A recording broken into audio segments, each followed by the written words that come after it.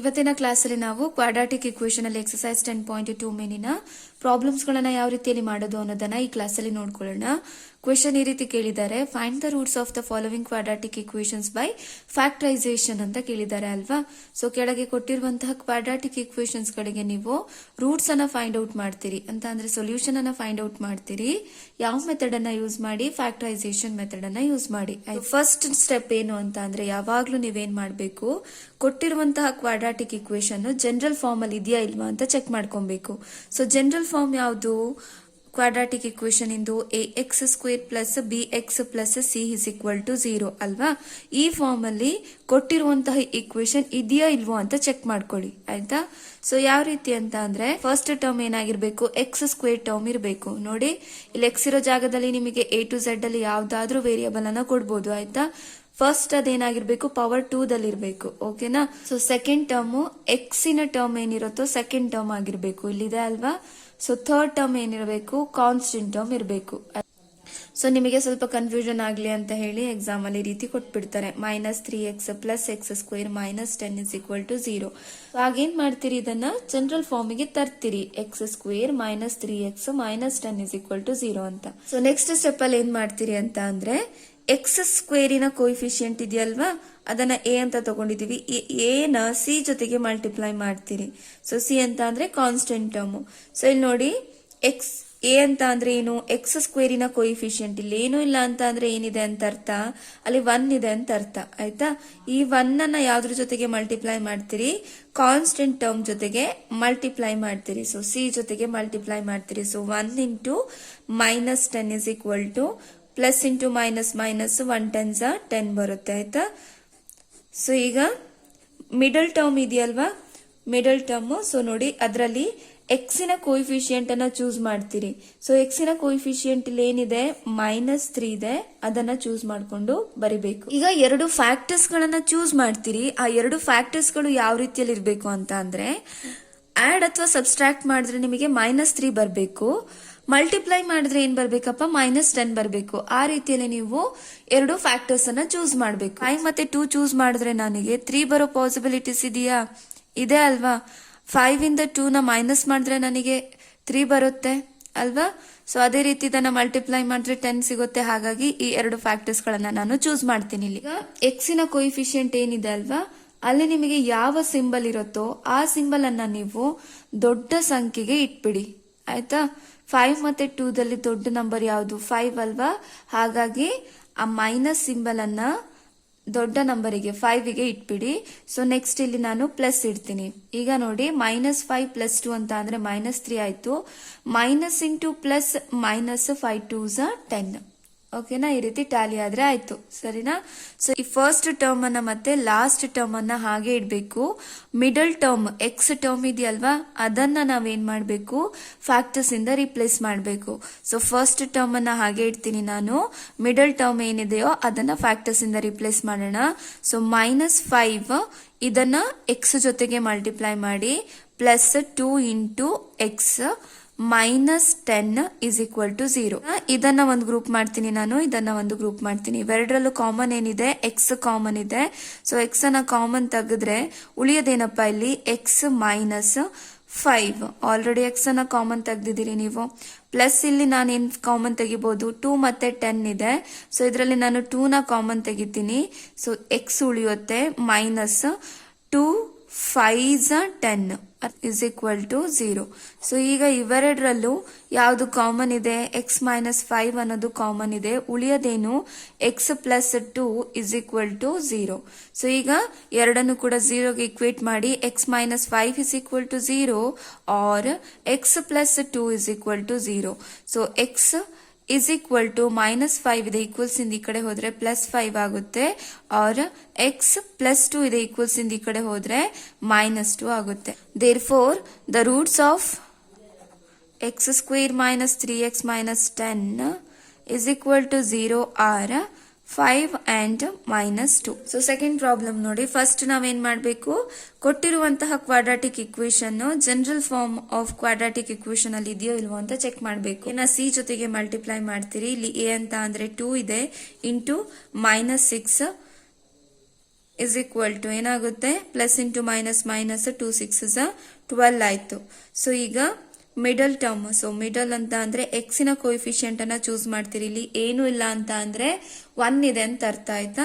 So ಆ 1 ಅನ್ನ ನಾನು ಈ ಕಡೆ ಬರ್ಕೊಳ್ತೀನಿ, ಪ್ಲಸ್ 1 ಇದೆ ಅಲ್ವಾ, ಸೊ ಅದನ್ನ ಈಚೆ ಸೈಡ್ ಬರ್ಕೊಳ್ತೀರಿ. ಇವಾಗ ಎರಡು ಫ್ಯಾಕ್ಟರ್ಸ್ ಅನ್ನ ಚೂಸ್ ಮಾಡ್ತೀರಿ. ಅದು ಆಡ್ ಅಥವಾ ಸಬ್ಸ್ಟ್ರಾಕ್ಟ್ ಮಾಡಿದ್ರೆ ನಿಮಗೆ 1 ಬರಬೇಕು, ಮಲ್ಟಿಪ್ಲೈ ಮಾಡಿದ್ರೆ -12 ಬರಬೇಕು. 6 ಮತ್ತೆ 3 ಅಲ್ಲಿ ನನಗೆ 1 ಬರೋ ಪಾಸಿಬಿಲಿಟೀಸ್ ಇದೆಯಾ? ಆಡ್ ಅಥವಾ ಸಬ್ಸ್ಟ್ರಾಕ್ಟ್ ಮಾಡಿದ್ರೆ, ಸಬ್ಸ್ಟ್ರಾಕ್ಷನ್ ಮಾಡಿದ್ರೆ ನನಗೆ 1 ಬರುತ್ತೆ. ಅದೇ ರೀತಿ 4 3 12 ಆಗುತ್ತೆ. ಈಗ ನಾನು ಸಿಂಬಲ್ಸ್ ಗಳನ್ನ ಟ್ಯಾಲಿ ಮಾಡೋಣ ಆಯ್ತಾ. ನಮಗೆ ಬೇಕಾಗಿರೋದಿಲ್ಲೇನು +1. ಸೊ ಹಾಗಾಗಿ ದೊಡ್ಡ ನಂಬರ್ ಯಾವ್ದು ಅದಕ್ಕೆ ನೀವೇನ್ ಮಾಡ್ತೀರಿ, ಪ್ಲಸ್ ಅನ್ನೋ ಸಿಂಬಲ್ ಅನ್ನ ಇಟ್ಬಿಡ್ತೀರಿ. ಸೊ ಈಗ ಮೈನಸ್ ಇಡೋಣ ಈ ಕಡೆ. +4 -3 ಅಂತ ಅಂದ್ರೆ 1 ಆಯ್ತು. Plus into minus minus 4 3 12. First ಮತ್ತೆ ಲಾಸ್ಟ್ ಟರ್ಮ್ ಅನ್ನ ಹಾಗೆ ಇಡಬೇಕು. ಸೊ 2x² ಅನ್ನ ಹಾಗೆ ಇಟ್ಕೊಳ್ತೀನಿ. ಈ ಎಕ್ಸ್ ಅನ್ನ ನಾನು ಬಂದಿರುವಂತಹ ಫ್ಯಾಕ್ಟರ್ಸ್ ಜೊತೆಗೆ ರಿಪ್ಲೇಸ್ ಮಾಡ್ತೀನಿ. +4 ಇಂಟು ಎಕ್ಸ್ -3 ಇಂಟು ಎಕ್ಸ್ -6 = 0. ಓಕೆನಾ, ಲಾಸ್ಟ್ ಟರ್ಮ್ ಅನ್ನ ಹಾಗೆ ಬರ್ಕೋಬೇಕು. ಸೊ ಈಗ ಇವೆರಡನ್ನ ಗ್ರೂಪ್ ಮಾಡ್ಕೊಳ್ಳಿ. ಸೊ ಗ್ರೂಪ್ ಮಾಡಿದ್ರೆ ಇದರಲ್ಲಿ ಏನನ್ನ ಕಾಮನ್ ತೆಗಿಬಹುದು, 2 ಮತ್ತೆ ಎಕ್ಸ್ ಅನ್ನ ಎರಡನ್ನು ಕಾಮನ್ ತೆಗಿಬಹುದು ಅಲ್ವಾ. ಉಳಿಯೋದೇನಪ್ಪ ಇಲ್ಲಿ, ಎಕ್ಸ್ ಉಳಿಯುತ್ತೆ, plus 2 2s are 4, 2 2s are 4, X already common ತೆಗ್ದಿದ್ದೀರಿ ಆಯ್ತಾ. ಸೊ ಈಗ -3 ಮತ್ತೆ 6 ಇದೆ, ಇದರಲ್ಲಿ 3 ನ ಕಾಮನ್ ತೆಗಿಬಹುದು ನಾನು. -3 ನ ಕಾಮನ್ ತೆಗಿಯೋಣ. ಸೊ ಆಗ ಉಳಿಯೋದೇನಿಲ್ಲಿ ಎಕ್ಸ್ ನೆನ್ಪಿಡ್ಕೋಬೇಕು. ಇಲ್ಲಿ ನೀವು ನೆಗೆಟಿವ್ ಸೈನ್ ಅನ್ನ ಬ್ರಾಕೆಟ್ ಹೊರಗೆ ಇಟ್ಟಿದ್ದೀರಿ ಅಂತ ಅಂದ್ರೆ, ಕಾಮನ್ ಆಗಿ ತೆಗಿತಿದ್ದೀರಿ ಅಂತ ಅಂದ್ರೆ, ಟರ್ಮ್ ಇರುತ್ತಲ್ವಾಪ್ಪ, ಲಾಸ್ಟ್ ಟರ್ಮ್ ಅಲ್ಲಿ ಏನ್ ಸಿಂಬಲ್ ಇರುತ್ತೆ ನೋಡಿ, ಈ ಸಿಂಬಲ್ ಯಾವಾಗ್ಲೂ ರಿವರ್ಸ್ ಆಗುತ್ತೆ. ಮೈನಸ್ ಇದ್ರೆ ಪ್ಲಸ್ ಆಗುತ್ತೆ, ಪ್ಲಸ್ ಇದ್ರೆ ಮೈನಸ್ ಆಗಿರುತ್ತೆ ಆಯ್ತಾ. ಇಲ್ಲಾದ್ರೆ ಡೈರೆಕ್ಟ್ ಆಗಿ ಮಾಡಿ ನೋಡಿ, ಮೈನಸ್ ಇಂಟು ಮೈನಸ್ ಏನಾಗುತ್ತೆ, ಪ್ಲಸ್ ಆಗುತ್ತೆ. 3 2s are 6 = 0. ಇದರಲ್ಲಿ ನಮಗೆ ಏನ್ ಕಾಮನ್ ಇದೆ, x+2 ಅನ್ನೋದು ಕಾಮನ್ ಇದೆಯಾ. ಉಳಿಯೋದೇನು 2x -3 = 0. 0ಗೆ ಇಕ್ವೇಟ್ ಮಾಡೋಣ. x+2 = 0 or 2x -3 = 0. So x +2 ಇದೆ, ಈಕ್ವಲ್ಸ್ ಇಂದ ಈ ಕಡೆ ಹೋದ್ರೆ -2 ಆಗುತ್ತೆ. or 2x -3 ಇದೆ, ಈಕ್ವಲ್ಸ್ ಇಂದ ಈ ಕಡೆ ಹೋದ್ರೆ +3 ಆಗುತ್ತೆ. ಸೊ ನಮಗೆ ಬೇಕಾಗಿರೋದು ಎಕ್ಸ್ ವ್ಯಾಲ್ಯೂ ಅಲ್ವಾ, ಸೊ ಎಕ್ಸ್ ಅನ್ನ ಹಾಗೆ ಇಟ್ಕೊಳ್ತೀನಿ. ಸೊ 3 2 ಅನ್ನೋದು ನ್ಯೂಮರೇಟರ್ ಅಲ್ಲಿ ಇದೆ, ಈಕ್ವಲ್ಸ್ ಇಂದ ಈ ಕಡೆ ಹೋದ್ರೆ ಡಿನಾಮಿನೇಟರ್ ಹೋಗುತ್ತೆ. ಹಾಗಾಗಿ therefore the roots of 2x² plus x minus 6 = 0 are -2 and 3/2. So next problem ನೋಡಿ, √2x² + 7x + 5 √2 = 0 ಅಂತ ಕೊಟ್ಟಿದ್ದಾರೆ. ಇದೇನಾಗಿದೆ, ಒಂದು ಜನರಲ್ ಫಾರ್ಮ್ ಅಲ್ಲಿ ಇದೆ ಅಲ್ವಾ. So first term x² term ಇದೆ, ಸೆಕೆಂಡ್ ಟರ್ಮ್ x ಟರ್ಮ್ ಇದೆ, ಲಾಸ್ಟ್ ಟರ್ಮ್ ಕಾನ್ಸ್ಟೆಂಟ್ ಟರ್ಮ್ ಇದೆ ಆಯ್ತಾ. ಸೊ ಈಗ ನಾವೇನ್ ಮಾಡ್ಬೇಕು, a ನ c ಜೊತೆಗೆ ಮಲ್ಟಿಪ್ಲೈ ಮಾಡ್ಬೇಕು. ಇಲ್ಲಿ a ಅಂತ ಅಂದ್ರೆ ಏನಪ್ಪ, x² ನ ಕೋಎಫಿಷಿಯಂಟ್. x² ನ ಕೋಎಫಿಷಿಯಂಟ್ ಏನಿದೆ ಅಲ್ಲಿ √2 ಇದೆ, ಅದನ್ನ ಯಾವ್ದ್ರ ಜೊತೆಗೆ ಮಲ್ಟಿಪ್ಲೈ ಮಾಡ್ತೀರಿ, c ಟರ್ಮ್ ಜೊತೆಗೆ ಮಲ್ಟಿಪ್ಲೈ ಮಾಡ್ತೀರಿ, 5 √2. ಓಕೆನಾ. ಸೊ ನಾನು ನಿಮಗೆ ಯಾವಾಗ್ಲೂ ಹೇಳ್ತಿರ್ತೀನಿ, ಇದೊಂದು ಟೇಬಲ್ ಅನ್ನ ಕಲ್ತ್ ಬಿಡಿ ಅಂತ ಅಲ್ವಾ. √1 ಅಂತ ಅಂದ್ರೆ 1, √2 × √2 ಅಂತ ಅಂದ್ರೆ ಏನು, 2, √3 × √3 ಅಂತ ಅಂದ್ರೆ ಏನಪ್ಪ, 3. ಇದೇ ರೀತಿ ಕಂಟಿನ್ಯೂ ಆಗ್ತಾ ಹೋಗುತ್ತೆ ಆಯ್ತಾ. ಆ ರೀತಿಯಲ್ಲಿ ನಾವು √2 × √2 ಇದೆ ನೋಡಿ, ಈ ಟೇಬಲ್ ಅನ್ನ ಯೂಸ್ ಮಾಡಿ ಏನ್ ಬರಿಬಹುದು, √2 × √2 ಇದೆ ಇಲ್ಲಿ. √2 × √2 ಅಂತ ಅಂದ್ರೆ ಏನು, 2 ಅಂತ ಗೊತ್ತಿದೆ ನನಗೆ, ಹಾಗಾಗಿ ಅದನ್ನ ಹೇಗ್ ಬರಿಬಹುದು, 5 × 2 ಅಂತ ಬರಿಬಹುದಾ. 5 2s ಏನಾಗುತ್ತೆ, 10 ಆಗುತ್ತೆ. ಅರ್ಥ ಆಗ್ತಿದೆ ಅಲ್ಲ. ಸೊ √2 × √2 ನ 2 ಅಂತ ಬರ್ದಿದ್ದೀನಿ ಅಷ್ಟೇ ಇಲ್ಲಿ ನಾನು. ಓಕೆನಾ. ಸೊ 2 ನ ನೀವು √2 × √2 ಅಂತ ಬರಿಬಹುದು, ಅಥವಾ √2 × √2 ಅಂತ ಕೊಟ್ರೆ 2 ಅಂತ ಬರಿಬಹುದು. ಸೊ ನೆಕ್ಸ್ಟ್ ಏನ್ ಮಾಡ್ತೀರಿ, ಎಕ್ಸಿನ ಕೋಎಫಿಷಿಯಂಟ್ ಏನಿದೆಯೋ ಅದನ್ನ ಈಚೆ ಸೈಡ್ ಬರ್ಕೊಳ್ತೀರಿ. ಎಕ್ಸಿನ ಕೋಎಫಿಷಿಯಂಟ್ ಏನಿದೆ ಇಲ್ಲಿ 7 ಇದೆ ಆಯ್ತಾ. ಸೊ ಈಗ ಎರಡು ಫ್ಯಾಕ್ಟರ್ಸ್ ಗಳನ್ನ ಚೂಸ್ ಮಾಡ್ತೀರಿ. ಅದು ಆಡ್ ಅಥವಾ ಸಬ್ಸ್ಟ್ರಾಕ್ಟ್ ಮಾಡಿದ್ರೆ ನಮಗೆ 7 ಬರಬೇಕು, ಮಲ್ಟಿಪ್ಲೈ ಮಾಡಿದ್ರೆ 10 ಬರಬೇಕು ಅಂತ. ಎರಡು ಫ್ಯಾಕ್ಟರ್ಸ್ ಗಳು ಏನಾಗಿರ್ತವೆ, 2 5 ಆಗಿರುತ್ತೆ. ಸೊ ನೋಡಿ, ಇವಾಗ 2 ಮತ್ತೆ 5 ಅಲ್ಲಿ ನಮಗೆ 7 ಬೇಕು ಅಂತ ಅಂದ್ರೆ ಏನ್ ಮಾಡ್ತೀರಪ್ಪ, ಎರಡನ್ನು ಕೂಡ ಆಡ್ ಮಾಡ್ತೀರಿ. +2 + 5 ಅಂತ ಅಂದ್ರೆ +7 ಆಯ್ತು. So plus into plus 2 5s are 10 ಆಯ್ತು. ಸೊ ಈಗ ಫಸ್ಟ್ ಮತ್ತೆ ಲಾಸ್ಟ್ ಟರ್ಮ್ ಅನ್ನ ಹಾಗೆ ಇಟ್ಕೊಳ್ಳೋಣ. ಮಿಡಲ್ ಟರ್ಮ್ ಏನಿದೆಯೋ ಅದನ್ನ ಫ್ಯಾಕ್ಟರ್ಸ್ ಇಂದ ರಿಪ್ಲೇಸ್ ಮಾಡೋಣ. √2x² + 2 × x + 5 × x plus 5√2 is equal to 0. Common ತೆಗಿಬೇಕು. ಇಲ್ಲಿ ಒಂದು ಎಕ್ಸ್ ಅನ್ನ ಕಾಮನ್ ತೆಗಿಬಹುದು, ಜೊತೆಗೆ ಇನ್ನೊಂದು ಟರ್ಮ್ ಅನ್ನು ಕೂಡ ಕಾಮನ್ ತೆಗಿಬಹುದು. ಯಾವ್ದದು? ಇಲ್ಲಿ ನೋಡಿ √2 ಇದೆ, ಇಲ್ಲಿ 2 ಇದೆ. ನನಗೆ ಗೊತ್ತಿದೆ 2ನ ಇನ್ ಟರ್ಮ್ಸ್ ಆಫ್ √2 ದಲ್ಲಿ ಯಾವ ರೀತಿ ಬರೆಯೋದು ಅಂತ. ಸೊ √2 ಇಂಟು √2 ಅಂತ ಅಂದ್ರೆ ಏನಾಗಿರುತ್ತೆ? 2 ಆಗಿರುತ್ತೆ. 2 ಅಂತ ಬರೆಯೋದು ಒಂದೇ, √2 ಇಂಟು √2 ಅಂತ ಬರೆಯೋದು ಕೂಡ ಒಂದೇ. ಅರ್ಥ ಆಗ್ತಿದೆ ಅಲ್ವಾ? ಸೊ ನಾನು ಅದನ್ನ ಈಗ ರಿಪ್ಲೇಸ್ ಮಾಡ್ತೀನಿ. ನೋಡಿ, √2x² ಹಾಗೆ ಇರ್ಲಿ, ಪ್ಲಸ್ 2 ಬದಲು ನಾನು ಇದನ್ನ ಸಬ್ಸ್ಟಿಟ್ಯೂಟ್ ಮಾಡ್ತೀನಿ. ಎರಡು ಒಂದೇ ಅಲ್ವಾ? 2 ಅಂತ ಅಂದ್ರೂ ಒಂದೇ, √2 ಇಂಟು √2 ಅಂತ ಅಂದ್ರೂ ಒಂದೇ. ಸೊ √2 ಇಂಟು √2 ಎಕ್ಸ್ ಅನ್ನ ಹಾಗೆ ಇಟ್ಕೊಳ್ತೀನಿ. Plus 5x plus 5√2 is equal to 0. ಈಗ ಏನೇನ್ ಕಾಮನ್ ತೆಗಿಬಹುದಪ್ಪ? √2 ನ ಕಾಮನ್ ತೆಗಿಬಹುದು, ಜೊತೆಗೆ ಎಕ್ಸ್ ಅನ್ನ ಕಾಮನ್ ತೆಗಿಬಹುದು. ಇಲ್ಲಿ x² ಇದೆ, ಇಲ್ಲಿ ಎಕ್ಸ್ ಇದೆ.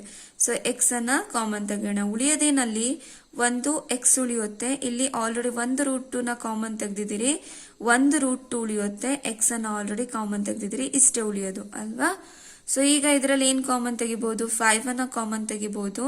ಸೊ ಈಗ ಉಳಿಯೋದೇನು? ಇಲ್ಲಿ x plus √2 is equal to 0. ಇವೆರಡು ಟರ್ಮ್ಸ್ ಅಲ್ಲಿ ಏನ್ ಕಾಮನ್ ಇದೆ? ಎಕ್ಸ್ ಪ್ಲಸ್ √2 ಅನ್ನೋದು ಕಾಮನ್ ಇದೆ. ಉಳಿಯೋದೇನು?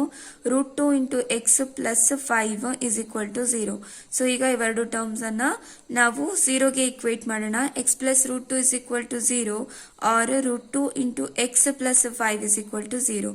ಸೊ ಎಕ್ಸ್ ಪ್ಲಸ್ √2 ಇದೆ, ಈಕ್ವಲ್ಸ್ ಇಂದ ಈ ಕಡೆ ಹೋದ್ರೆ ಮೈನಸ್ √2 ಆಯ್ತು. ಆರ್ √2x ಪ್ಲಸ್ 5 ಇದೆ, ಈಕ್ವಲ್ಸ್ ಇಂದ ಈ ಕಡೆ ಹೋದ್ರೆ ಏನಾಗುತ್ತಪ್ಪ? -5 ಆಗುತ್ತೆ. ನಮಗೆ ಬೇಕಾಗಿರೋದು ಎಕ್ಸ್ ವ್ಯಾಲ್ಯೂ ಅಲ್ವಾ? ಎಕ್ಸ್ ಅನ್ನ ಹಾಗೆ ಇಟ್ಕೊಳ್ಳೋಣ. -5 √2 ನ್ಯೂಮರೇಟರ್ ಅಲ್ಲಿ ಇದೆ, ಈಕ್ವಲ್ಸ್ ಇಂದ ಈ ಕಡೆ ಬಂದ್ರೆ ಡಿನಾಮಿನೇಟರ್ ಗೆ ಹೋಗುತ್ತೆ. ನನ್ನ ಕ್ಲಾಸಸ್ಗಳು ನಿಮಗೆ ಅರ್ಥ ಆಗ್ತಾ ಇದ್ರೆ, ಯೂಸ್ಫುಲ್ ಅಂತ ಅನಿಸ್ತಾ ಇದ್ರೆ ನನ್ನ ಚಾನೆಲ್ ಅನ್ನ ಸಬ್ಸ್ಕ್ರೈಬ್ ಮಾಡಿ, ನಿಮ್ಮ ಫ್ರೆಂಡ್ಸ್ ಜೊತೆ ಕೂಡ ಶೇರ್ ಮಾಡಿ.